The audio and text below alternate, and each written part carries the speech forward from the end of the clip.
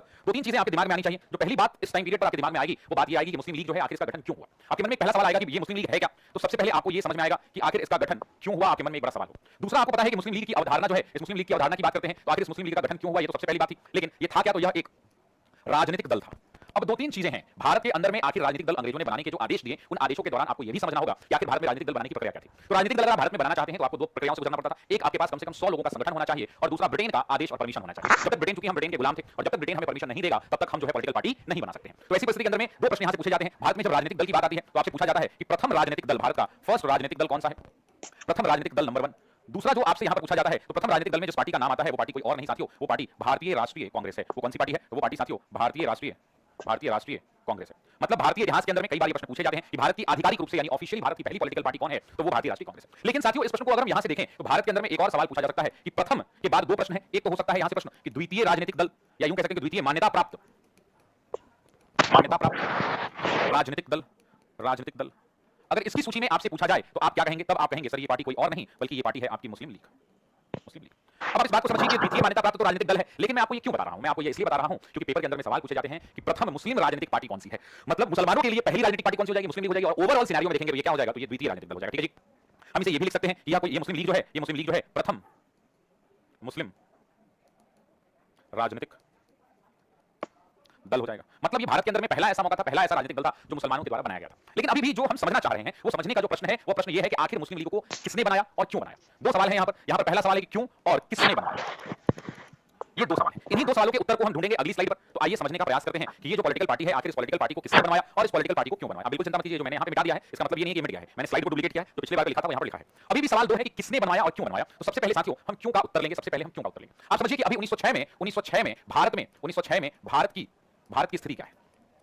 आप समझिए कि जिस टाइम पीरियड में हम बात कर रहे हैं कि मुस्लिम लीग का गठन हुआ है, कुछ ना कुछ परिस्थितियां ही जिम्मेदार होंगी, ठीक है। ये एक्चुअली नीचे एक फुटर चल रहा था, मैंने उसको बंद कर दिया, है ना, YouTube वाला क्लास लगा रहता है ना, तो वजह से फुटर आ रहा था। तो आप समझिए कि भारत के अंदर में बहुत लोग कमेंट कर रहे थे, मैं देख लिया, नीचे चल रहा था, पट्टी बंद कर दिया मैंने, ठीक है। आप समझिए साथियों 1906 में भारत की स्थिति क्या है। 1906 में साथियों भारत की परिस्थिति में दो बातों को समझना आवश्यक है। आप समझिए कि इस टाइम पीरियड में बंगाल का विभाजन लागू हो चुका है, और बंगाल विभाजन जब लागू हो चुका है तो भारत के अंदर में जब बंगाल विभाजन लागू हुआ है तो लागू होने के बाद भारत में हिंदुओं में खासी नाराजगी है। हिंदुओं में क्या है भाई, तो हिंदुओं में नाराजगी है। नाराजगी किस बात की है, नाराजगी इस बात की है कि उन्होंने बिना हमारे परमिशन के हमें क्या कर दिया है, बांट दिया। लेकिन आप समझिए कि जो बंगाल का विभाजन है इसमें एक पक्ष और भी है, और वो मुसलमानों का पक्ष है। मुसलमानों की अगर बात करें तो मुसलमानों में लगभग बहुसंख्यक मुसलमान जो हैं, 90% मुसलमान जो है खुश हैं, 90% मुसलमान जो है वो क्या है भाई, तो 90% मुसलमान जो है खुश हैं इस पर, और 10% ऐसे मुसलमान भी हैं जो इस फैसले से नाराज हैं। अब बताइए कि अगर अंग्रेजों को लंबे अवधि तक शासन करना है, तो वैसी परिस्थिति में हिंदू तो उससे नाराज ही हैं, तो वो क्या चाहेगा कि हमारा कोई ना कोई वर्ग तो हमारा समर्थन करे। अगर मैं मान लीजिए शासक हूं और मैं कहता हूं कि भाई हमसे हिंदू भी नाराज है तो हम भारत मुसलमान भी नाराज हो जाएगा, तो हम भारत पर कैसे शासन कर पाएंगे। कोई एक वर्ग को तो अपने मिला के रखना पड़ेगा। मान लीजिए आप भाई हैं, आपकी सास भी गुस्सा जाए, ससुर भी गुस्सा जाए, नहीं चलेगा, ये वो तो अपने पक्ष में रखना होगा। यही बात लॉर्ड कर्जन ने सोची थी, और हुआ मामला ये कि इन्होंने सोचा कि लॉर्ड कर्जन ने बंगाल का विभाजन तो कर दिया, लेकिन इन लोगों ने ये देखा कि ऐसे टाइम पीरियड पर क्या करना चाहिए। तो ऐसे टाइम पीरियड पर इन्होंने डिसाइड किया कि हमें मुसलमानों को खुश करना होगा। मतलब ये इन्होंने फैसला किया कि ब्रिटेन ने क्या फैसला किया, तो साथियों ब्रिटेन ने क्या फैसला किया, तो ब्रिटेन ने क्या फैसला किया कि मुस्लिम वर्गों पर ध्यान देने की जरूरत है, मुस्लिम वर्ग पर विशेष ध्यान देने की आवश्यकता है, ताकि हिंदू नाराज भी रहे तो कम से कम मुसलमान हमारा साथ दें। और यही कारण था कि अंग्रेजों ने यह तय किया कि हिंदू हमसे नाराज ही रहें लेकिन मुसलमान हमारा साथ दें। और अगर मुसलमान आपका साथ दे रहे हैं तो वैसी परिस्थिति में अंग्रेजों के हौसले बुलंद हो जाएंगे और अंग्रेज जो है हिंदुओं से थोड़े दूर भी हो जाएंगे तो कोई प्रॉब्लम नहीं होगा। ये एक बेसिक थॉट प्रोसेस। ये तो एक पक्ष हो गया। दूसरे पक्ष की बात करते हैं। दूसरा एक और पक्ष था जिसकी हम चर्चा करेंगे। दूसरा पक्ष ये था साहब, तो ब्रिटेन ने साथियों फैसला किया, ब्रिटेन ने क्या फैसला किया कि मुस्लिम वर्गों पर ध्यान देने की जरूरत है, मुस्लिम वर्ग पर विशेष ध्यान देने की आवश्यकता है, ताकि हिंदू नाराज भी रहे तो कम से कम मुसलमान हमारा साथ दें। और यही कारण था कि अंग्रेजों ने यह तय किया कि हिंदू हमसे नाराज ही रहें लेकिन मुसलमान हमारा साथ दें। और अगर मुसलमान आपका साथ दे रहे हैं तो वैसी परिस्थिति में अंग्रेजों के हौसले बुलंद हो जाएंगे और अंग्रेज जो हिंदुओं से थोड़ी दूर भी हो जाएंगे तो कोई प्रॉब्लम नहीं होगा। ये एक बेसिक थॉट प्रोसेस। ये तो एक पक्ष हो गया। दूसरे पक्ष की बात करते हैं। दूसरा एक और पक्ष था जिसकी हम चर्चा करेंगे। दूसरा पक्ष ये था साहब, कि मुसलमान भी जब बंगाल का विभाजन हुआ, साथियों जब बंगाल का विभाजन हुआ तो बंगाल विभाजन के ठीक बाद जो प्रखर मुस्लिम नेता थे उन आवाज उठाने लगे। क्यों आवाज उठाए भाई, जो मुस्लिम नेता थे उन्होंने आवाज उठाना शुरू कर दिया। इन मुस्लिम नेताओं ने लोगों से आह्वान किया कि भाई अब हमें एक मौका मिला है, क्योंकि जो अलग से पूर्वी बंगाल बनाया गया है, ये बात कहां हुई है, इन मुस्लिम नेताओं ने आवाज उठाना शुरू किया। और आवाज कहां के लिए उठा रहे हैं, आवाज इस पूर्वी बंगाल के लिए उठा रहे हैं, क्योंकि आप जानते हैं कि इस पूर्वी बंगाल में मुसलमान जो है क्या है, बहुसंख्यक में मुस्लिमों की आबादी ज्यादा है। तो उन्होंने जो प्रथम मुस्लिम नेता थे उन्होंने एक बैठक बुलाई, और ये बैठक कहां बुलाई गई, तो बैठक बुलाई गई साथियों ढाका में। ढाका आपको पता था कि इस पूर्वी बंगाल की राजधानी हुआ करती थी, और राजधानी क्या था भाई, तो राजधानी ढाका हुआ करता था, पूर्वी बंगाल की राजधानी थी ढाका। और ऐसी परिस्थिति में बैठक ढाका में बुलाई गई। अब सवाल ये उठता है कि बैठक बुलाने का श्रेय किसको दिया जाए, तो बैठक बुलाने का श्रेय 3-4 लोगों को दिया जाएगा, लेकिन सबसे ज्यादा जिस व्यक्ति ने बैठक को बुलाया उस बैठक का व्यक्ति का नाम था नवाब सलीमुल्लाह खान। देखिए नाम आपको याद रखना पड़ेगा, ठीक है, नवाब सलीमुल्लाह खान। यही व्यक्ति उस आंदोलन का नेतृत्व कर रहे थे। अब उन्होंने बैठक का नाम देंगे भाई कि एकता बैठक, ये बैठक, रैली का कैसे नाम होता है, फलाना रैली, चलना रैली का नाम होता है। उसी प्रकार से उन्होंने बैठक का नाम दिया, उन्होंने कहा कि मोहम्मदन एजुकेशनल कॉन्फ्रेंस। इन्होंने कहा मोहम्मदन एजुकेशनल कॉन्फ्रेंस नाम से बैठक बुलाई। किस नाम से बुलाया, इन्होंने बुलाया Mohammedan educational Mohammedan educational conference. और जितने भी बुद्धिजीवी वर्ग थे, पढ़े लिखे लोग थे, उन सभी पढ़े लिखे लोगों को इसमें आमंत्रण दिया, आमंत्रित किया। और आमंत्रित में मूलतः जो लोगों को किया उसमें दो पक्ष थे, एक तो नेता पक्ष था और दूसरा बुद्धिजीवी वर्ग था। उन्होंने दोनों को बुलाया और कहा कि आप सभी लोग कहां आइए भाई, तो मोहम्मदन एजुकेशनल कॉन्फ्रेंस की बैठक में आइए। अब साथियों मोहम्मदन एजुकेशनल कॉन्फ्रेंस की बैठक शुरू हुई, मोहम्मदन एजुकेशनल कॉन्फ्रेंस की बैठक शुरू हुई। अब जब ये बैठक शुरू हुई तो इस बैठक के अंदर में इस बैठक का नेतृत्व कौन कर रहे थे? तो इस बैठक का साथियों नेतृत्व करने वाले व्यक्ति का नाम था नवाब सलीमुल्लाह खान। नवाब सलीमुल्लाह खान यहां पर बैठक कर रहे थे। इसी के ठीक साथ अन्य नेताओं की अगर बात करें, अन्य जो नेता वहां पे महत्वपूर्ण नेता थे, उनमें सबसे पहला नाम आता है नवाब बकर उल मुल्क का। ये सब नाम आपको थोड़े याद रखने पड़ेंगे। नवाब बकर उल मुल्क का नाम आता है। उसके अलावा बात करें तो आगा खान का नाम आता है भाई, पढ़े लिखे लोगों की सूची में आगा खान का नाम आता है। उसके अलावा बात करें तो दो तीन और इंपॉर्टेंट नाम है, जैसे खान बहादुर गुलाम का नाम आता है, जैसे खान बहादुर गुलाम का नाम आता है, जैसे मुस्तफा चौधरी का नाम आता है। ये सब नाम आपको याद रखने पड़ेंगे, है ना। मुस्तफा चौधरी का नाम आता है। और एक नाम जो और महत्वपूर्ण है वो है सैयद अमीर अली का नाम। सैयद अमीर अली इसलिए महत्वपूर्ण है क्योंकि ये अधिवेशन के आगे चलकर अध्यक्ष भी बनेंगे, है ना। सैयद अमीर अली का नाम, सैयद आमिर अली का नाम आता है, ठीक है। अब जब ये सैयद आमिर अली आते हैं तो वैसी परिस्थिति के अंदर में ये सारे बड़े और बुद्धिजीवी लोग होते हैं। और ये जो नवाब की पूरी सूची है, ये सब लोग जब बैठक करते हैं तो इस बैठक के अंदर में तीन बिंदुओं पर चर्चा होती है। इस बैठक में साथियों तीन बिंदुओं पर मूलतः चर्चा होती है। चर्चा का केंद्र जो होता है इस बैठक में, जो चर्चा होती है वो सबसे पहली चर्चा होती है मुसलमानों के लिए अलग राजनीतिक दल का, मुसलमानों के लिए अलग राजनीतिक दल का, अलग राजनीतिक दल का। साथ ही साथ एक और बात जो प्रमुखता से बाहर निकल के आती है शैक्षणिक विकास का, शैक्षणिक विकास का। साथ ही साथ एक और बात निकल के आती है और वो होता है कि पृथक निर्वाचन क्षेत्र का। और चौथी बात जो महत्वपूर्ण होती है वो बात निकल के आती है और वो होती है चुनाव का। ये चार अलग पहलू होते हैं जिन पहलुओं पर चर्चा होती है। और इस बैठक में यह तय किया जाता है कि मुसलमानों के हक हुकूक की लड़ाई जो है करेगा। यानी कुल मिलाकर जो इनकी प्रमुखता अगर पूरी बात में निकल के आती है तो वो बात आती है कि मुसलमानों के अधिकारों की लड़ाई ये लड़ने वाले हैं। अगर हम पूरे को अगर इसको वाइंड अप करें तो ये कह सकते हैं कि मुस्लिमों के हक की आवाज को उठाने के लिए, मुस्लिमों के अधिकारों के लिए भाई, इनके अधिकारों के लिए, मुस्लिमों के अधिकारों के लिए भाई, उनके जो भी संवैधानिक अधिकार हैं, जितने भी तरह के अधिकार हैं, वो सभी अधिकार लोगों को मिलने चाहिए।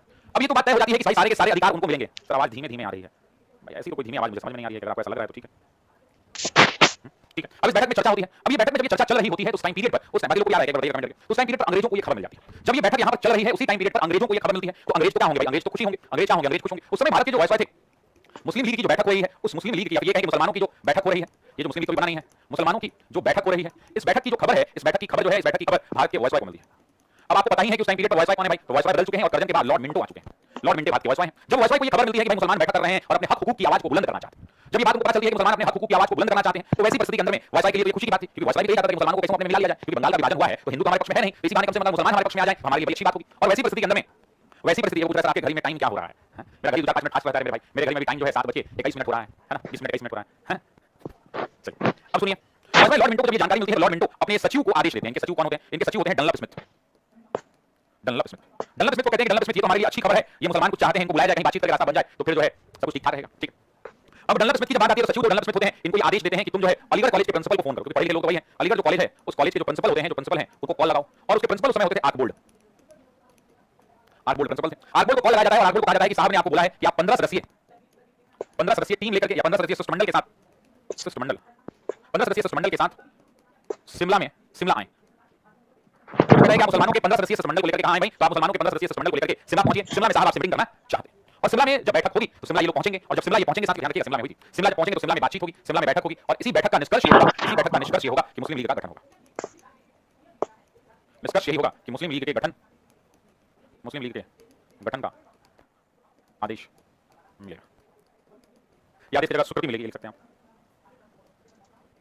मतलब इस बैठक में बातचीत होगी, दोनों एक दूसरे को समझेंगे और तब जाकर इस बैठक के बाद क्या होगा तो मुस्लिम लीग का गठन हो जाएगा। अब आपको समझ में आना चाहिए कि आखिर इस बैठक में क्या हुआ, ये लोग जो है साथियों मुस्लिम लीग के गठन को तैयार हो गए, वो भी समझना जरूरी है। आइए मैं समझाता हूं आपको। मुस्लिम लीग के जब गठन की बात करते हैं, जब आप मुस्लिम लीग के गठन की बात करते हैं तो उस बैठक में क्या हुआ समझिए। अब मैं शिमला के बैठक की आपको जानकारी देता हूं। बैठक तो साथियों कहां होगी? बैठक तो साथियों शिमला में होगी। और शिमला में जब ये बैठक हो रही है तो एक तरफ कौन है? तो एक तरफ मुस्लिम पक्ष है और दूसरी तरफ कौन है? तो दूसरी तरफ अंग्रेज है। एक तो पक्ष अंग्रेज है और एक पक्ष मुस्लिम लीग है। इन दोनों पक्षों की क्या कहानी है समझिए। अब यहां पे जब ये बैठक शुरू होती है तो यहां पे मुस्लिम पक्ष की तरफ से तो नवाब सलीमुल्लाह खान इसका नेतृत्व कर रहे थे और यहां अंग्रेजों की तरफ से वायसराय मिंटो हुआ। जब ये 15 सदस्यीय जो है शिष्टमंडल वहां मिला तो मिलने के बाद सब कुछ एक साथ बदल गया, एक साथ बदल गया। पहली बात ये हुई कि लॉर्ड मिंटो ने क्लियरली कहा कि काम करते हैं साहब, आप जो है अपनी दो तीन मांग बता दीजिए, मुसलमान आपको क्या चाहिए बता दीजिए, ये चाहिए, हम आपको बता देंगे कि हमको ये चाहिए। दोनों की बातचीत बन जाएगी और दोनों हम खुश रहेंगे, हम आपकी बातों को मानने को तैयार हो जाएंगे, आप हमारी बातों को मान लीजिएगा, इस तरह से हम दोनों एक हो जाएंगे। अब मुस्लिमों के पास एक अपॉर्चुनिटी थी कि भाई मान लो जो मानना है, तो वैसी परिस्थिति के अंदर में मुस्लिमों की तरफ से आगा खान यहां पर नेतृत्व कर रहे थे। आगा खान ने 3 मांगे रखी। सबसे पहली मांग उन्होंने क्या रखा? सबसे पहले कहा कि मुसलमानों के लिए पृथक निर्वाचन, यही एग्जाम में आता है, मुसलमानों के लिए पृथक निर्वाचन। ऑलरेडी मैं बता चुका हूं पृथक निर्वाचन क्षेत्र का मतलब क्या होता है, पहला मांग। दूसरा इन्होंने कहा कि शैक्षणिक, मुसलमानों के शैक्षणिक संस्थानों के लिए, डायरेक्टली मैं देता हूं, शैक्षणिक संस्थान का मतलब क्या हो गया? School college. शैक्षणिक संस्थान का मतलब क्या हो गया? स्कूल कॉलेज हो गया। तो शैक्षणिक संस्थानों के लिए धनराशि या आर्थिक सहायता, भाई हमें मुसलमानों के लिए स्कूल कॉलेज खोलने हैं, शिक्षित करना है, उसके लिए पैसा चाहिए। तीसरा इन्होंने कहा कि जनसंख्या के अनुसार प्रतिनिधित्व चाहिए, जनसंख्या के अनुसार प्रतिनिधित्व चाहिए, मतलब हमारी जितनी जनसंख्या है उतना प्रतिनिधित्व हमें दे दीजिए।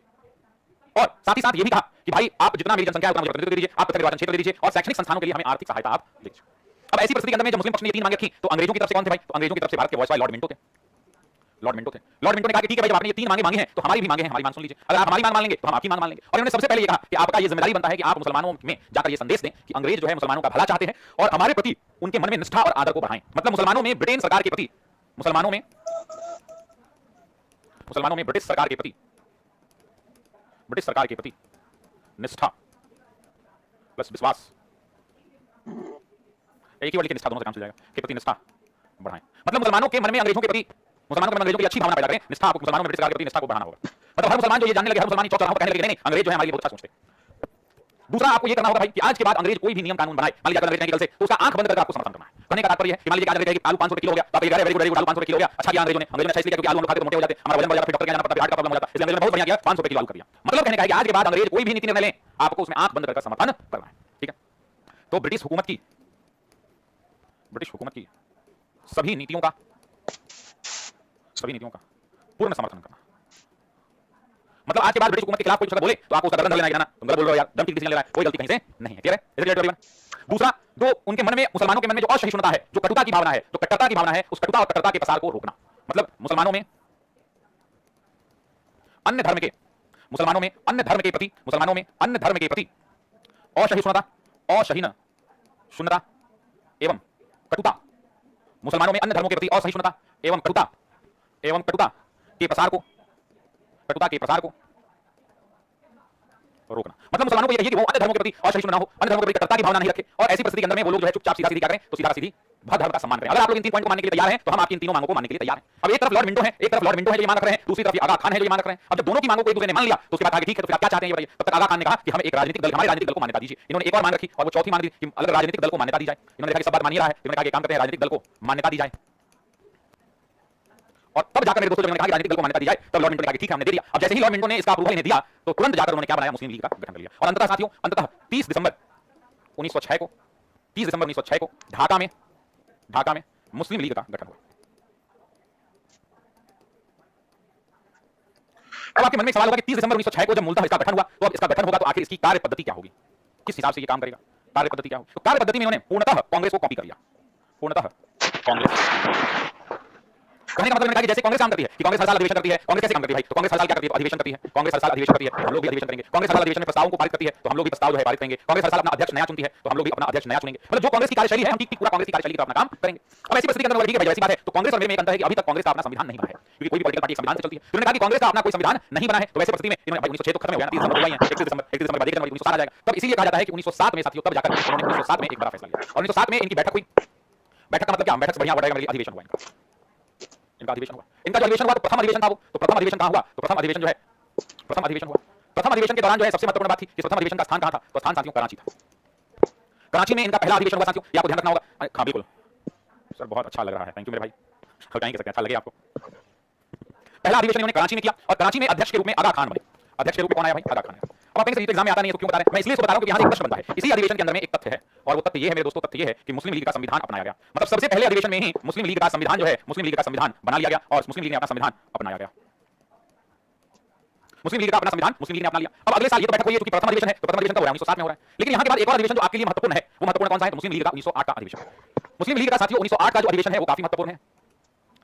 1908 का अधिवेशन ये इसलिए एग्जाम में आता है, यहां से प्रश्न इसलिए पूछा जाता है क्योंकि अधिवेशन भारत में हुआ था। इस अधिवेशन के अगर स्थान की बात करें, इस अधिवेशन का स्थान जो है अमृतसर हुआ करता था। कहां होता था भाई, इस अधिवेशन का स्थान कहां था, तो अमृतसर में इस अधिवेशन का स्थान हुआ करता था। सर जिन्ना कब आए भाई, जिन्ना के थोड़ा इंतजार कर लीजिए, है ना, तो मैं आपको बताता हूं। सैयद अली इमाम इसके अध्यक्ष हुआ करते थे। अगर हम इसके अध्यक्ष की बात करें तो इसके अध्यक्ष कौन थे, तो इसके अध्यक्ष थे सैयद अली इमाम। और सैयद अली इमाम जब अध्यक्ष बने तो इस अधिवेशन के अंदर में साथियों, इस अधिवेशन में तथ्यों को भी समझना होगा। सबसे महत्वपूर्ण तथ्य ये था कि इन लोगों ने अंग्रेजों को याद दिलाया कि सुनो अंग्रेजों, तुमने 1906 में मुस्लिम लीग का गठन हुआ, 1906 में मुस्लिम लीग का गठन हुआ, 1907 बीत गया, अब 1908 का दिसंबर आ गया है। 1908 का दिसंबर लगभग 2 साल होने को है और हमारी मांगों को तुमने अभी तक नहीं सुना है। हमारी मांग क्या है, हमारी मांग जो है सबसे पहले है पृथक निर्वाचन की मांग। और तब जाकर जब इन्होंने अमृतसर के अधिवेशन में अंग्रेजों से पृथक निर्वाचन की मांग की, पृथक निर्वाचन या क्यों लिखते हैं मुसलमानों के लिए, मुसलमान लिखना बहुत जरूरी है यहाँ पे, मुसलमानों के लिए पृथक निर्वाचन, मुसलमानों के लिए पृथक निर्वाचन क्षेत्र की मांग को इन्होंने यहां पर रखा, प्रस्ताव रखा। दूसरा जो इन्होंने यहां पर पॉइंट रखा वो तकनीकी शिक्षा के ऊपर रखा, क्योंकि ये जानते थे कि भाई मुसलमान पाश्चात्य और तकनीकी शिक्षा से दूर थे। इन्होंने शैक्षणिक पिछड़ापन का मुद्दा उठाया और कहा कि तकनीकी, आधुनिक और तकनीकी शिक्षा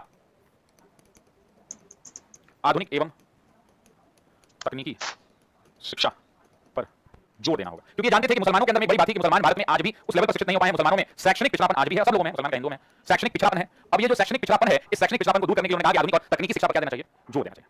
इन्होंने आरोप लगाया कि मुसलमानों पर कांग्रेस ध्यान नहीं देती है। इन्होंने कहा कि कांग्रेस जो है सिर्फ और सिर्फ हिंदुओं पर ध्यान देती है, इसीलिए कांग्रेस हमेशा से मुसलमानों की हितैषी नहीं रही है। और इसने कांग्रेस के तमाम मुस्लिम नेताओं से आह्वान किया कि वो कांग्रेस छोड़कर फिर से मुस्लिम लीग में शामिल हो जाएं। यही क्वेश्चन पूछा था यूपीसीएस ने कि किस अधिवेशन में, किस अधिवेशन में, मुस्लिम लीग के किस अधिवेशन में यह आह्वान किया गया था कि कांग्रेस के सभी बड़े मुसलमान नेता कांग्रेस छोड़कर मुस्लिम लीग में आ जाएं। तो यही अधिवेशन है ना। तीसरा पॉइंट है, कांग्रेस के मुस्लिम नेता कांग्रेस छोड़कर, कांग्रेस के मुस्लिम नेता कांग्रेस छोड़कर कहां शामिल हो जाए भाई, तो मुस्लिम लीग में शामिल हो। ये तीन आह्वान किए गए। और आपको याद होगा कि इसी आह्वान पर जब इन्होंने आह्वान किया तो मॉर्ले मिंटो सुधार जो आगे चलकर पारित होगा, वो मॉर्ले मिंटो सुधार जो है लागू होगा। अब एक मेरे भाई ने पूछा कि सर जिन्ना के बारे में थोड़ा सा बताइए, तो जिन्ना के बारे में बहुत ज्यादा आपको जानने की आवश्यकता नहीं है, लेकिन थोड़ा बहुत जान लीजिए, मैं आपको बता देता हूं। जिस व्यक्ति की आप बात कर रहे हैं उस व्यक्ति का नाम मोहम्मद अली जिन्ना है। मोहम्मद अली जिन्ना जो है पाकिस्तान के पिता यानी पाकिस्तान के प्रणेता कहे जाते हैं, लेकिन इनका जन्म जो है गुजरात मूल में। ये जन्म कहां हुआ इनका, तो ये गुजरात के रहने वाले हैं, भारत वाला जो गुजरात है उसी गुजरात मूल के हैं ये। इनकी शिक्षा की बात करें तो शिक्षा दीक्षा इनकी ब्रिटेन में हुई है, और ये मूलतः पेशे से क्या थे, तो पेशे से ये वकील हुआ करते थे, बैरिस्टर हुआ करते थे।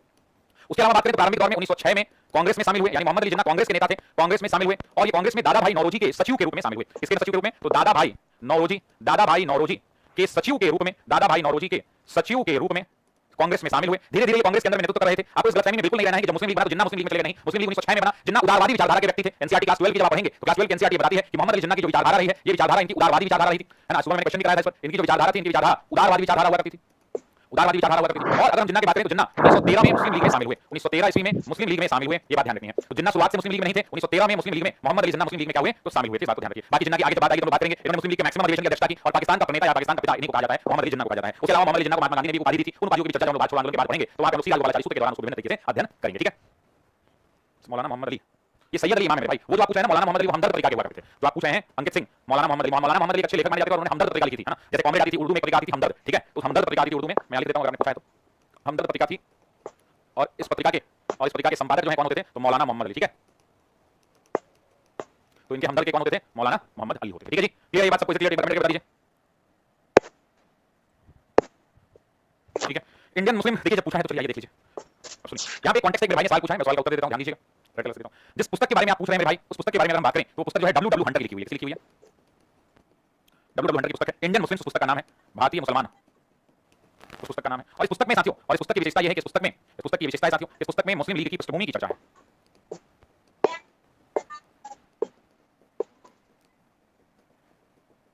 ठीक है। ये W हंटर की किताब है, इसमें